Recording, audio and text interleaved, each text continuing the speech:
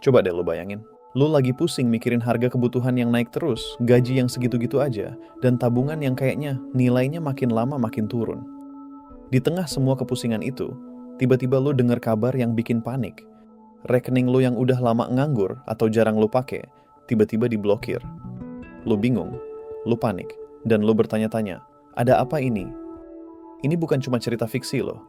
Gue denger ini dari beberapa temen, dan gue juga baca di mana-mana. Ini adalah bagian dari era baru kontrol keuangan yang lagi gencar banget dibicarain. Ini soal PPATK dan isu pemblokiran rekening yang bikin banyak orang ketar-ketir. Dan yang lebih bikin penasaran lagi, di tanggal 17 Agustus nanti, ada desas-desus tentang payment ID yang bakal jadi semacam identitas tunggal kita buat semua transaksi. Apa ini artinya? Pemerintah bakal punya mata dan telinga di setiap rupiah yang kita belanjain. Apa ini pertanda kebebasan finansial kita bakal semakin dibatasi? Dan yang paling penting, gimana cara kita sebagai masyarakat biasa, sebagai pebisnis kecil, sebagai freelancer atau siapapun, biar tetap aman dan gak kena getahnya? Santai, gak usah panik dulu. Gue bakal ajak lo menyelami semua ini dari sudut pandang yang paling gampang lo pahami. Biar kita sama-sama melek dan gak jadi korban dari perubahan besar ini. Jadi gini, gue ngerasa banget sekarang ini ada semacam ketidakpastian yang gede banget. Dulu kalau mau nabung, ya nabung aja. Sekarang, rasanya uang yang kita tabung tuh nilainya makin lama makin turun. Lu tahu kan istilah inflasi? Gue dulu cuma denger di pelajaran ekonomi di sekolah, tapi sekarang gue ngerasain banget dampaknya. Gampangnya gini, dengan uang 100.000 rupiah, yang dulu lu bisa dapat banyak barang, sekarang cuma bisa dapat beberapa doang. Daya beli kita tuh makin menurun. Dan ini yang bikin pusing. Buat kita yang gajinya pas-pasan atau bahkan gak menentu, inflasi ini tuh kayak monster yang diam-diam ngambil uang kita. Monster itu gak kelihatan, tapi dampaknya kerasa banget. Contohnya tetangga gue yang punya warung kelontong. Dia cerita, modalnya makin gede, tapi untungnya gitu-gitu aja. Karena kalau dia naikin harga jual, pembelinya bisa pindah ke tempat lain. Tapi kalau nggak dinaikin, dia yang rugi. Ini dilema yang banyak banget dirasain sama pebisnis kecil. Mereka terjepit. Dan ini bukan cuma soal harga barang loh. Ini juga soal lapangan kerja.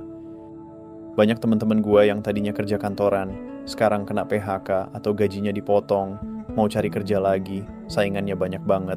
Akhirnya, banyak yang beralih jadi ojek online atau jualan online. Ini menunjukkan kalau ekonomi kita lagi nggak dalam kondisi yang stabil. Banyak orang yang banting setir, banyak orang yang berusaha keras buat nyari celah, biar dapurnya tetap ngebul.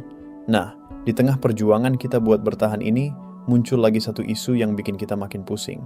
Isu pemblokiran rekening oleh PPATK. Lo tahu kan kalau dunia ini lagi cepet banget berubah?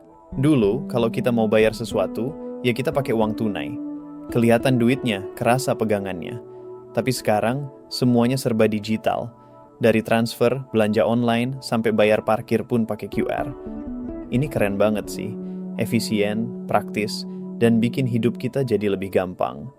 Tapi di balik kemudahan itu, ada satu konsekuensi yang mungkin gak kita sadarin, yaitu jejak digital.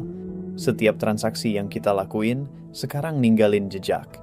Dan jejak inilah yang lagi jadi fokus utama dari banyak pihak, salah satunya PPATK. Lo mungkin sering dengar singkatan itu, tapi mungkin gak terlalu ngerti kerjanya apa. Singkatnya, PPATK itu kayak polisinya transaksi keuangan di Indonesia.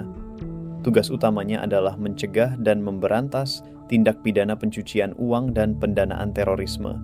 Nah, yang jadi isunya sekarang, kewenangan mereka tuh kayaknya semakin luas. Dulu, mereka cuma ngawasin transaksi yang mencurigakan, yang jumlahnya gede banget, yang gak masuk akal.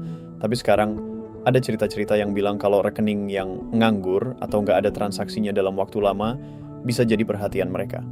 Apalagi kalau tiba-tiba ada transaksi yang masuk dengan nominal besar, ini bisa jadi sinyal merah buat mereka.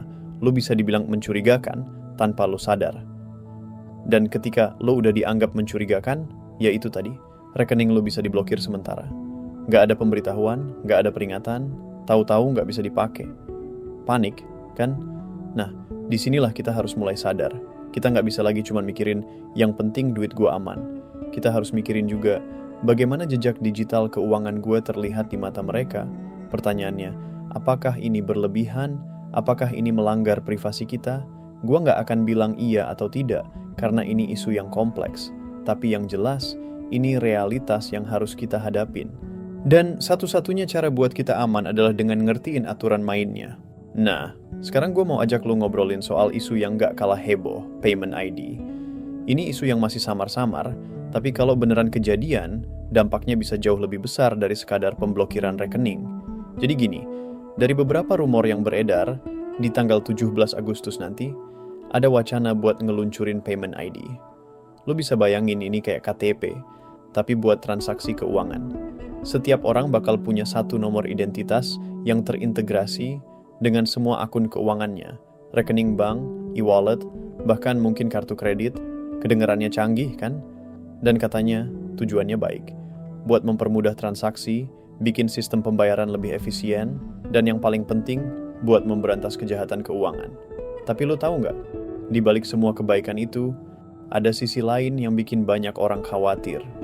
Kalau semua transaksi kita terintegrasi ke satu nomor, itu artinya pemerintah atau pihak berwenang bisa punya peta lengkap dari semua pengeluaran dan pemasukan kita. Mereka bisa tahu lo beli apa, di mana, jam berapa, dan dari siapa. Mereka bisa tahu lo dapat uang dari mana, dan lo kirim ke siapa aja. Ini kayak Big Brother tapi di dunia keuangan. Nggak ada lagi yang namanya transaksi pribadi. Semua bakal terekam, terdata, dan bisa diakses. Nah, buat lo yang mungkin cuman kerja kantoran, gaji bulanan, dan pengeluarannya wajar, mungkin lo nggak terlalu khawatir. Tapi gimana buat lo yang punya side job, yang penghasilannya nggak menentu, atau lo yang sering dapat penghasilan dari klien-klien luar negeri yang nggak punya NPWP, hal-hal kayak gini bisa jadi masalah. Karena sistem itu kan nggak sepintar yang kita bayangin. Dia cuma baca data. Dia nggak ngerti konteks. Dia cuma lihat pola. Dan kalau pola transaksi lo dianggap nggak wajar, lo bisa masuk daftar pengawasan. Dan itu bisa jadi awal dari banyak masalah. Makanya, penting banget buat kita siap-siap. Pahami gimana sistem ini bekerja, dan gimana cara kita tetap visible, tapi nggak vulnerable. Ini bukan soal ngumpetin uang ya, ini soal gimana kita ngatur keuangan kita dengan bijak, biar nggak salah paham sama sistem. Gue tahu, mungkin lo dengerin ini jadi agak parno, tapi tenang aja bro, gue nggak mau nakut-nakutin lo. Gue cuma mau ajak lo buat lebih aware. Karena dengan lo aware, lo bisa lebih bijak ngambil keputusan. Jadi apa sih yang bisa kita lakuin di tengah era baru ini? Gampang kok. Yang pertama, mulai sekarang. Coba lo perhatikan alur keuangan lo. Jangan asal transfer, jangan asal terima. Kalau ada transaksi yang nggak jelas, mending ditanya dulu. Jangan sampai rekening lo jadi tempat transit uang yang nggak lo kenal. Kedua, coba mulai pisahin rekening pribadi dan bisnis. Ini penting banget, biar jejak keuangan lo rapi. Kalau ada pengawasan, lo bisa tunjukin dengan jelas. Oh, ini rekening buat pribadi, dan ini buat bisnis gue. Ini bisa banget meminimalisir salah paham. Ketiga, catat semua pemasukan dan pengeluaran lo. Dulu mungkin kita pikir ini ribet, tapi di era digital sekarang, ini jadi semacam tameng buat kita. Kalau tiba-tiba ada pertanyaan soal transaksi lo punya bukti dan catatan yang bisa lo tunjukin. Keempat, jangan panik. Kalau lo dengar ada berita yang nggak jelas, jangan langsung percaya. Cek sumbernya, cari tahu faktanya. Karena banyak banget hoax yang sengaja disebar buat bikin kita panik. Dan yang paling penting, ingat, tujuannya bukan buat menghambat kita. Tujuannya adalah buat menciptakan ekosistem keuangan yang lebih sehat, lebih aman dari kejahatan. Makanya, kalau kita sebagai individu udah bersih dan transparan, kita nggak perlu khawatir. Kita malah bisa jadi bagian dari perubahan positif ini. Era baru kontrol keuangan ini memang menantang, tapi bukan berarti kita nggak bisa menghadapinya. Kita cuma perlu lebih cerdas, lebih hati-hati, dan lebih melek teknologi. Ini kayak kita lagi main game baru, dan kita cuma perlu pelajarin aturan mainnya biar bisa menang. Jadi, lo udah dengerin semua ceritanya. Mulai dari isu pemblokiran rekening sama PPATK, sampai wacana Payment ID yang bikin kita penasaran. Kesimpulan yang paling penting dari semua ini adalah, era digital itu punya dua sisi mata uang. Di satu sisi, dia bawa banyak kemudahan, tapi di sisi lain, dia juga bawa tantangan baru, terutama soal privasi dan kontrol keuangan. Ini bukan lagi soal ngumpetin duit, tapi soal bagaimana kita mengelola jejak digital kita dengan bijak. Gua harap obrolan santai kita ini bisa sedikit membuka mata lo. Gua nggak mau lo jadi paranoid, tapi gua mau lo jadi lebih cerdas. Gua mau lo jadi orang yang siap menghadapi perubahan ini. Karena pada akhirnya, kontrol terbesar atas keuangan lo itu ada di tangan lo sendiri. Dengan lo paham, dengan lo aware, dan dengan lo bertindak bijak, lo nggak perlu khawatir. Duit lo bakal aman, dan lo bisa menjalani hidup dengan tenang. Gue percaya sama lo pasti bisa. Nah, kalau lo ngerasa cerita ini bermanfaat, jangan lupa buat share ke teman-teman lo, biar mereka juga melek dan gak kena getahnya. Dan kalau lo punya pandangan lain atau pertanyaan, lo bisa tulis di kolom komentar ya. Jangan lupa juga buat like dan subscribe channel ini biar lo gak ketinggalan cerita-cerita menarik lainnya. Sampai ketemu di cerita berikutnya.